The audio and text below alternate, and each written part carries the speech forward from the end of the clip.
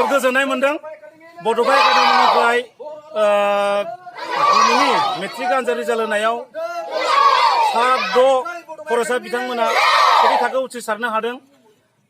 जोंनि बड'फा एकाडेमिनिफ्राय नैथि खेब एबार आनजाद होनायमोन।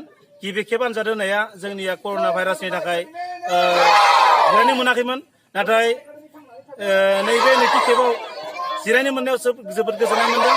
जाय फरायसा बिथांमोना जोंना बड'फा एकाडेमिनिफ्राय 6 जन फार्स्ट डिभिजन मोनदों, जों बेखौ जोबोद गोजोननाय मोनदों।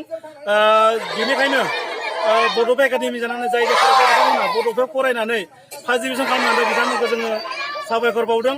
इयुन समाव बिथांमोना जोंनाव जेरै फरायनानै मोजां आखल आखु दिन्थिदोंमोन, गुबुन फरायसालिफोराव गुबुन कलेजफोराव फरायनानै बेबायदि मोजां आखल आखु दिन्थिनानै आरोबाव इयुनाव मोजां रिजाल्ट लानानै पास खालामनानै गावखौनो सासे राफोद फरायसा महरै राफोद सुबुं हिसाबै गुन गोनां सुबुं हिसाबै गावखौ जाहाथे सिनायथि होनो हायो बेखौ मिजिंथिदों।